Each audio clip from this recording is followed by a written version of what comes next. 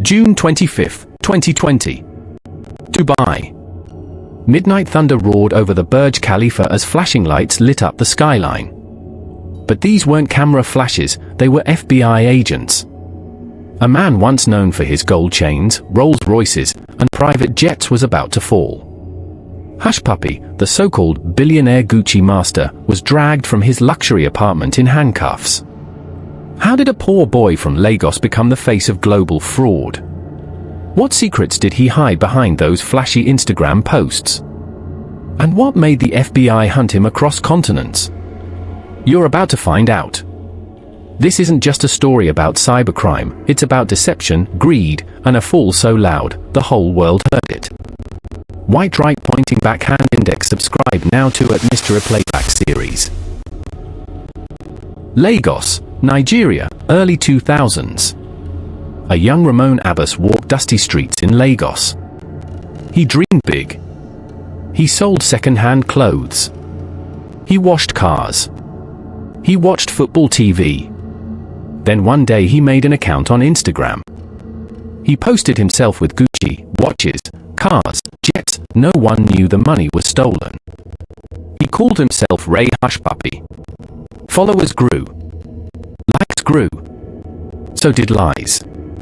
Ramon flew to Dubai. Lived in luxury. Apartments at Palazzo Versace.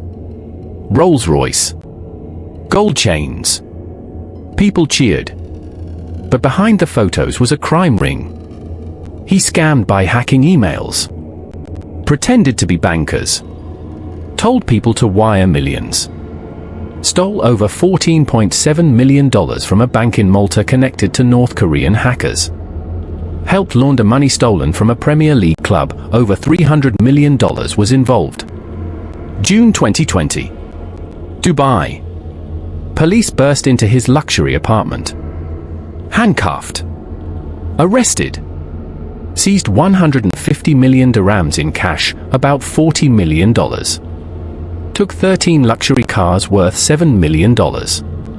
Laptops. Phones. Hard drives. Emails from hundreds of victims. He was flown to the US to face charges. In April 2021, Abbas pleaded guilty to a single count, conspiracy to commit money laundering. He admitted he helped scammers globally. He laundered money from BEC scams, business email compromise, and bank heists. In November 2022, a federal judge in California sentenced him to 135 months, 11 years, in prison. Ordered to pay $1.7 million restitution to victims. FBI called him one of the world's most prolific money launderers. US Department of Justice. This was only the beginning. How he fooled millions, exposed shady police links, and the shock after his arrest. Subscribe to @MysteryPlaybacksSeries now. This is where unsolved mysteries are being revealed. While Ramon Abbas posted smiles on Instagram, behind the photos was pressure, paranoia, and problems.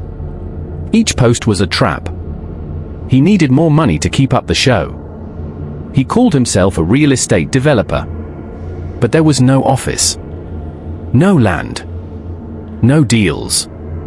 Only a laptop. A phone. And millions of stolen dollars. He posed in a Louis Vuitton store. He dined at the Burj Khalifa. He wore a watch worth more than a family's life savings. But FBI agents were watching. Dubai police were watching. Even his friends were watching, with doubt. When the police raided his penthouse, they seized over 100,000 scam files. Fake invoices. Bank transfers. Passwords. One folder was titled, "Jobs Done." His phone showed secret conversations. With Nigerian hackers. With romance scammers. With bankers who helped move stolen cash. And even with Nigerian police officer Abakari. That last name would cause an explosion in Nigeria. The FBI said Hushpuppi paid top police officer Abakari to arrest someone for him in Nigeria. Why? Because the person threatened to expose a scam. The FBI released a statement. Mr. Abbas arranged to have Mr. Kyari arrest and jail a fellow fraudster. They had proof, WhatsApp chats, receipts. Kyari denied it. But he was suspended. People were shocked. Abba Kyari had once been called Nigeria super cop.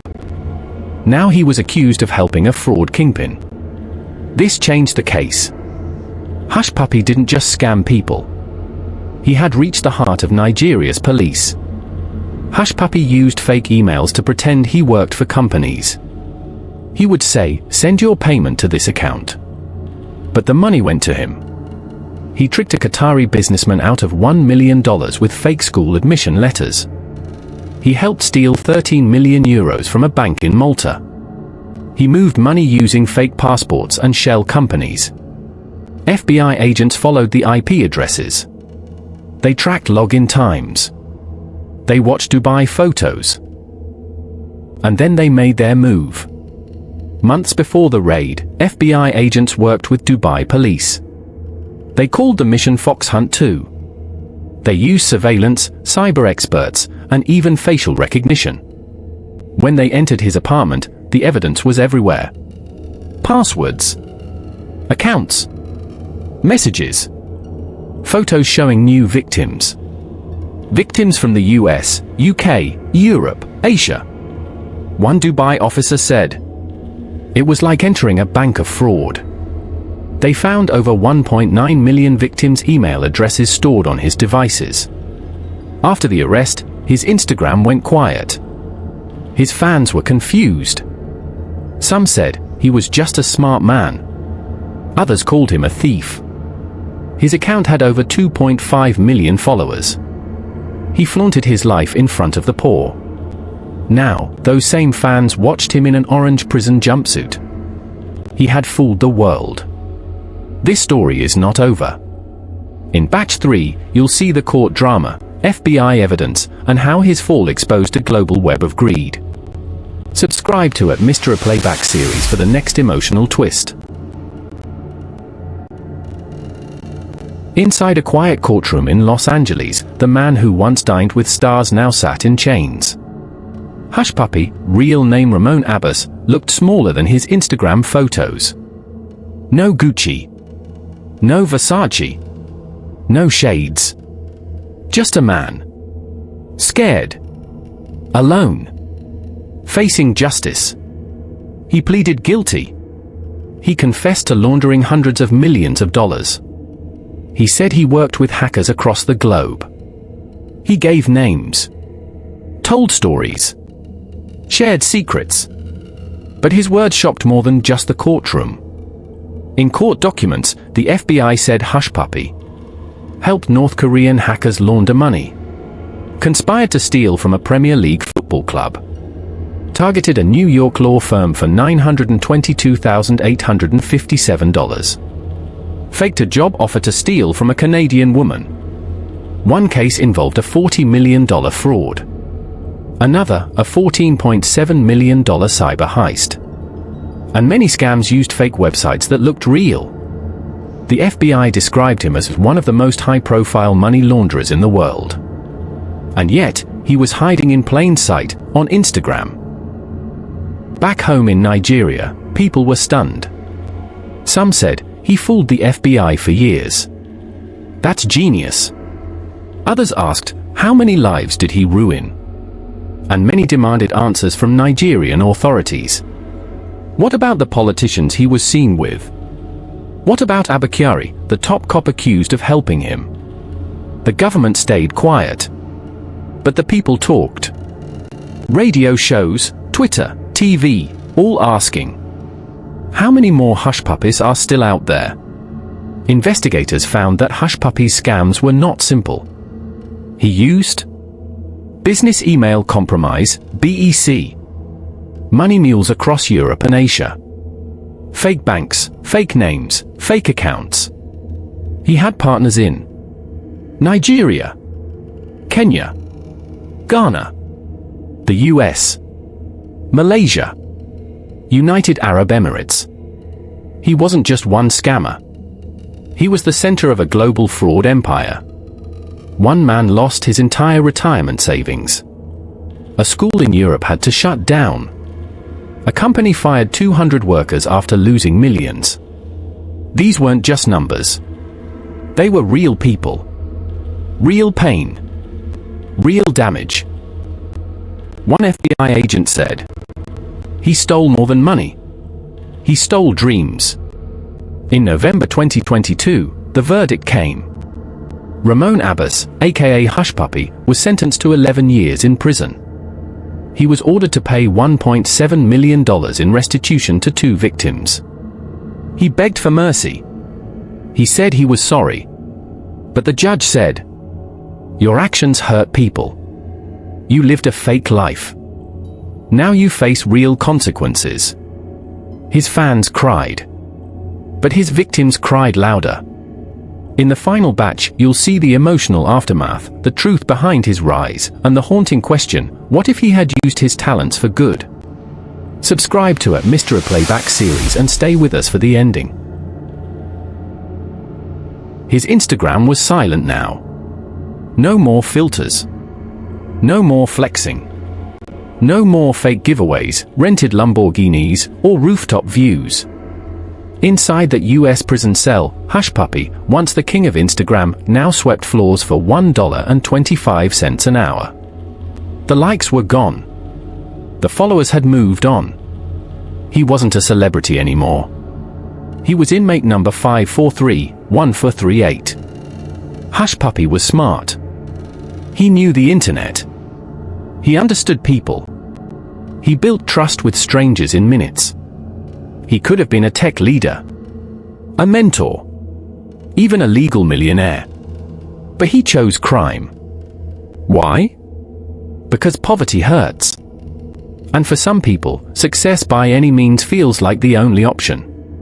But now, even he said, "I was chasing emptiness."